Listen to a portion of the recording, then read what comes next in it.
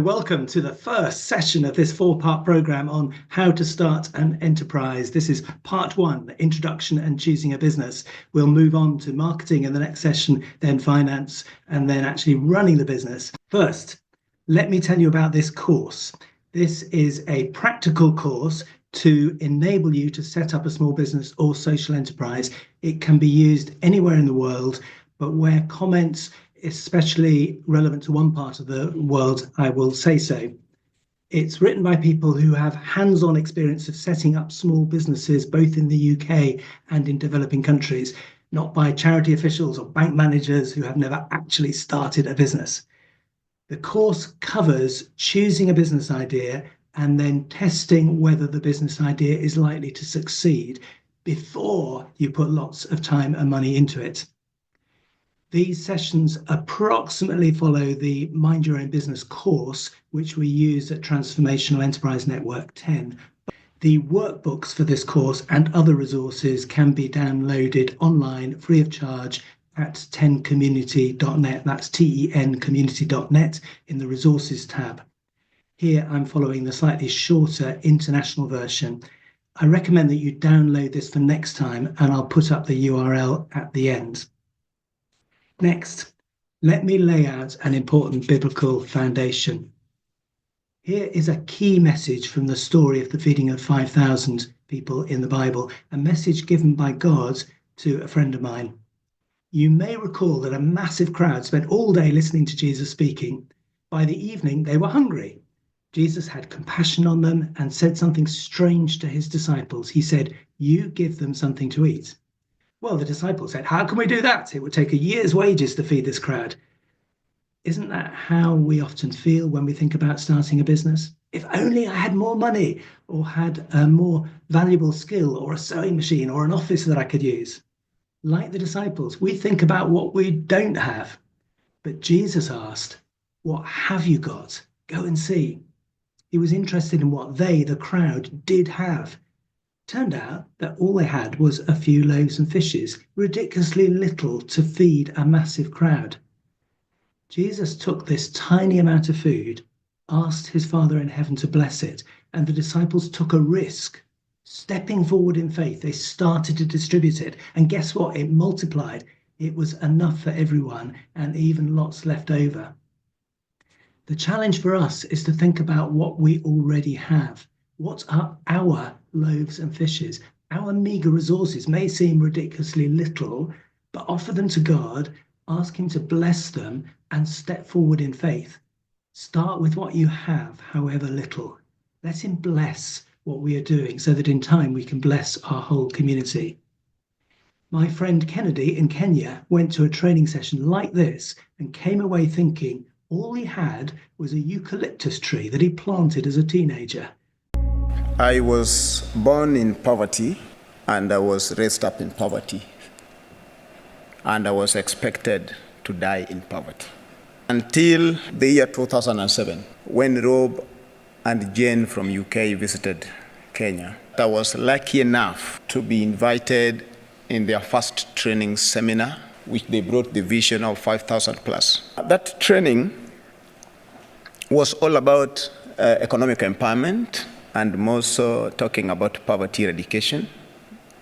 I walked around 46 miles to be in this training.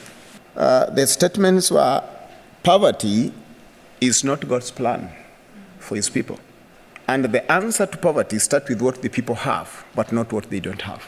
I went back to the village. Our area was a growing tobacco zone. All trees were cut down to cure the tobacco leaves. So the trees were a big need in the community. The land was bare, no trees. So we decided to start a tree nursery. They asked where we could get the seeds. The answer is starting with what we have. 2 fish and 5 loaves of bread that Jesus did. My 2 fish and 5 loaves of bread to start a tree nursery was along a big eucalyptus, one eucalyptus I planted behind my house when I was a teenager, when I was an head boy in primary school. We climbed that tree, propagated the seeds, dried them, and started locally. So in the next 6 months before Rob and Jane could visit again, we had 18,000 seedlings which were ready for sales. From there, today, that has inspired the communities. People have planted 2 million trees in the villages. Our style of attacking poverty is a change of mindset. Next, why start a business?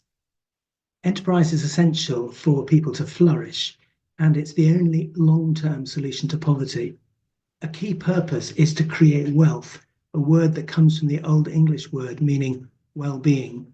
So business is about enabling personal and social well-being.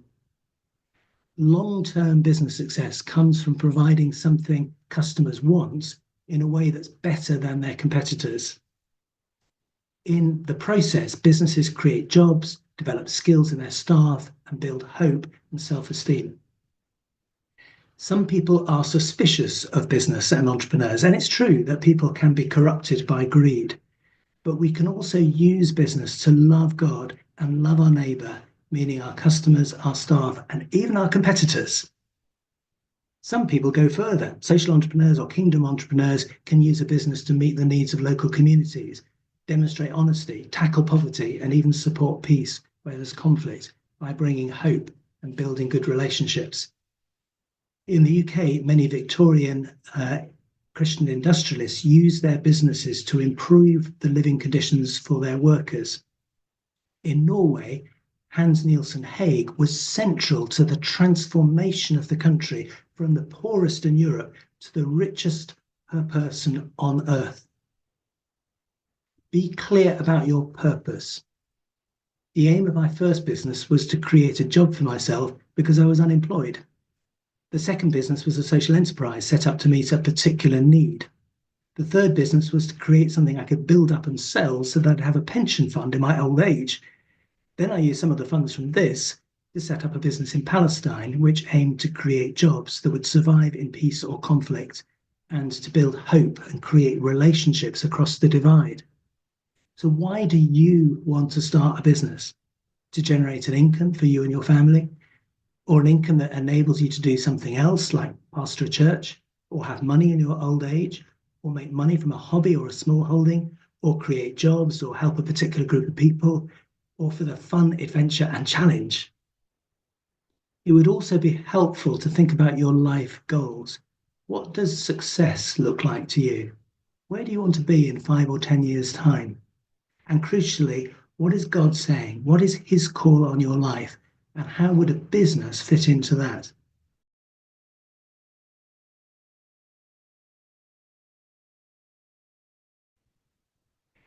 Next, what do I mean by a business?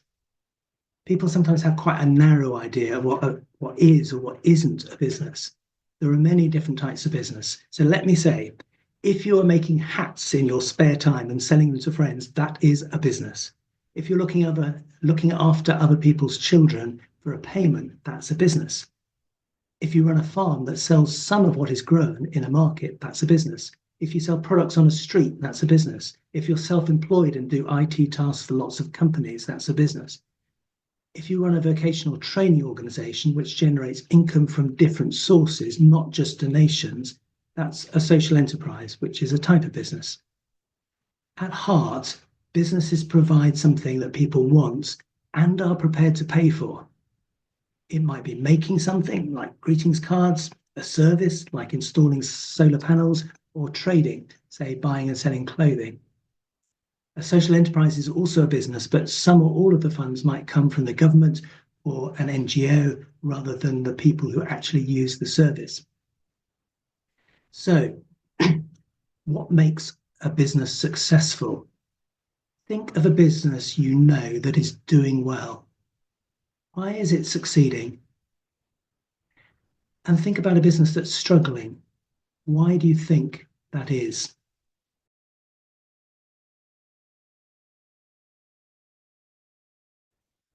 There are many reasons for success, such as looking after customers as well as being careful about giving credit. Giving credit means letting customers pay later. It's especially important to be different from and better than competitors and to look after the money carefully. Those who succeed in business have four things in common.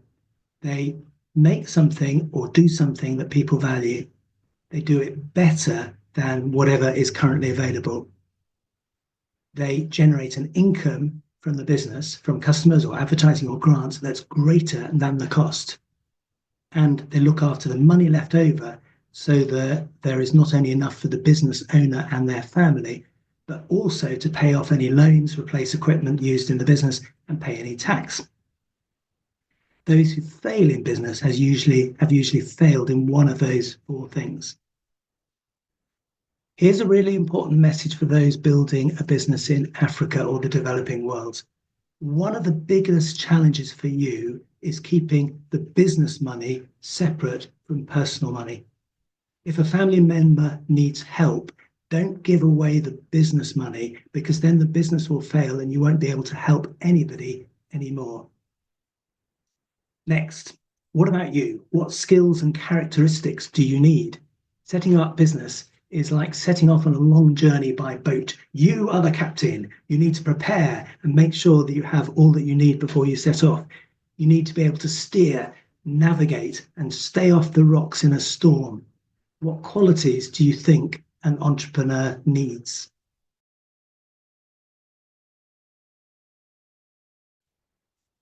An entrepreneur needs three important abilities.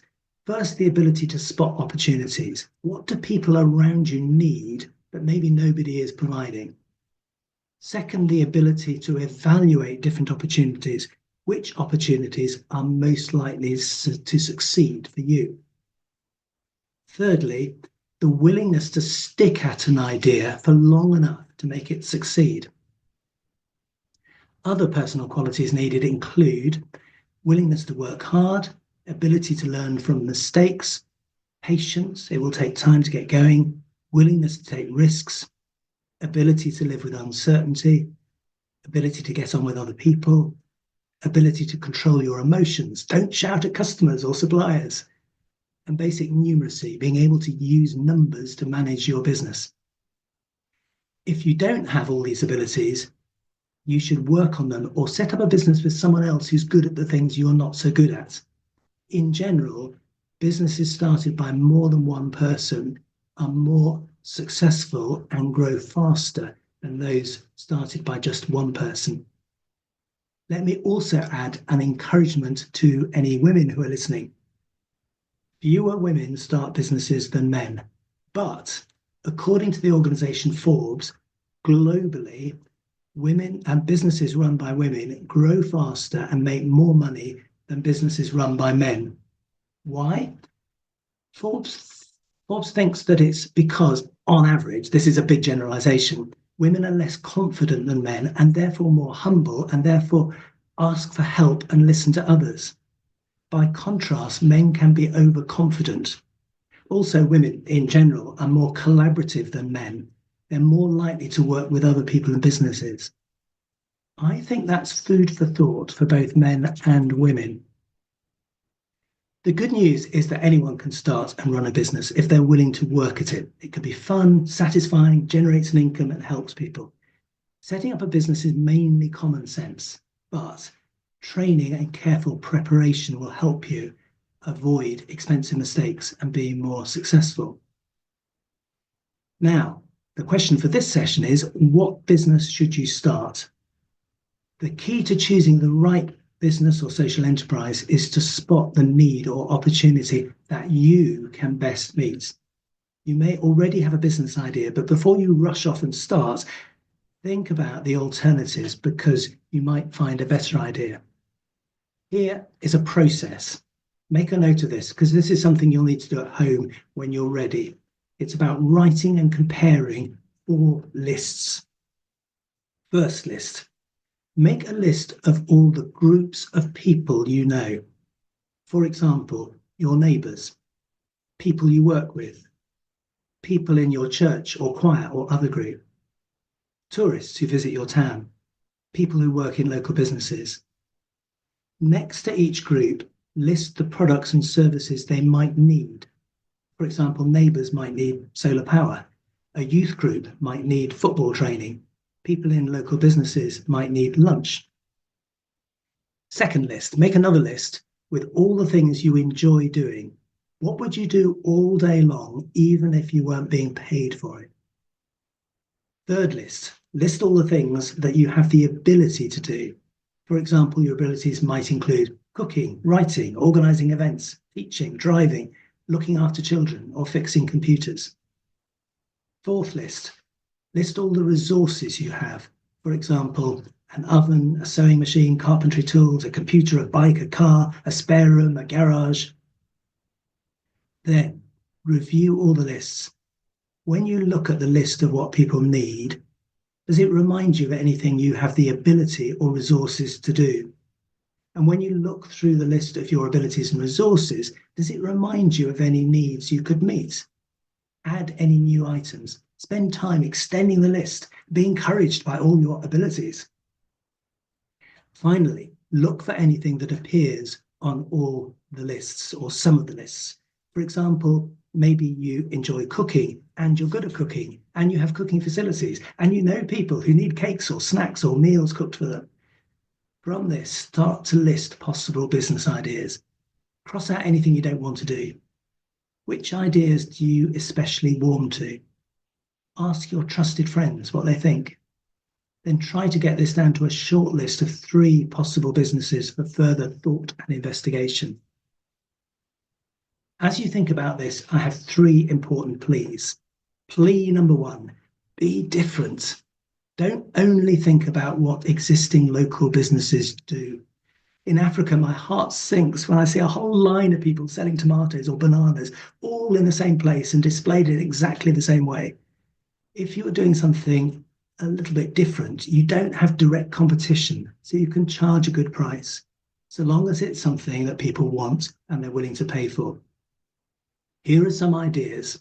Some of these are especially relevant to Africa, but remember there are thousands of possibilities, and the important thing is to choose what is right for you and your community. Teach people English or computer skills or using AI or cooking or starting a business. Nursery or childcare or respite care for those caring for others who need a short break. Solar panel and battery distribution and installation. Soap making or wooden toy manufacture. A courier business collecting goods from suppliers or depots in local cities. Set up an employment agency or a cleaning or security agency, or run a mobile money Momo agency. Be a local representative for several NGOs. Be a tour guide or visitor guide, for example, guide small groups of tourists or collect individuals or groups from the airport, or accompany and help NGO staff. Provide tourists with an authentic local experience, such as inviting them to stay at your home or providing local food or taking them on walks or bike rides to understand the local area and culture. Use your networks or the internet to import and distribute something from another area or country, for example, fuel-efficient stoves or solar showers. Produce regular videos of how life is for you in your country and seek sponsors or advertisers. And finally, virtual assistant or other jobs over the internet. Take a look at Fiverr, Fiverr.com or Upwork.com. That was plea number 1. Plea number 2, add value. In rural Africa and many other places, people tend to sell live chickens. I get that. It makes sense when there's no fridge. In England, when we're visiting a friend, we might bring a box of chocolates, but I've often been on a bus where passengers have a chicken on their lap as a present for their host. The problem is that it's easy to sell live chickens and there are lots of competition, so it's difficult to sell at much of a profit. Let me tell you about Bet Jala chicken. It's famous across Palestine. There always seems to be a queue outside the shop near Bethlehem. They can sell you a chicken, but the price is much higher than a live chicken because they have added value to it. They have made it more valuable in the customer's eyes. It has been plucked, flavoured with amazing spices and cooked over an open fire. You can buy a whole chicken to take home to the family or a single portion to eat straight away. It is delicious and there's nothing else like it. Like KFC, they have their secret recipe. So how can you add value to your business product or service? Maybe you can provide better or faster delivery than competitors. Maybe you can provide a more complete service, for example, not just supply a product, but also offer installation and training and servicing as well. Or not just offer a service like catering, but also hire glasses or chairs or tables or tablecloths. You don't even have to buy the glasses or tables. You just have to have an arrangement with another company and charge commission. Finally, plea number 3, pray for guidance. Pray, alone or with others, to ask for God's wisdom with your decision. Ask God to speak to you. Sometimes God speaks to us through the things that other people say, or he may give someone a particular prophecy for your business. Sometimes words seem to leap out as we read the Bible, or we hear from God through dreams or pictures or the circumstances around us. Finally, as you ponder what business to start, here is an important question. Why are people going to buy from you? What would make someone switch from their existing supplier to you? A good starting point is to reflect on something you bought recently. Why did you choose that particular supplier, that shop, that product?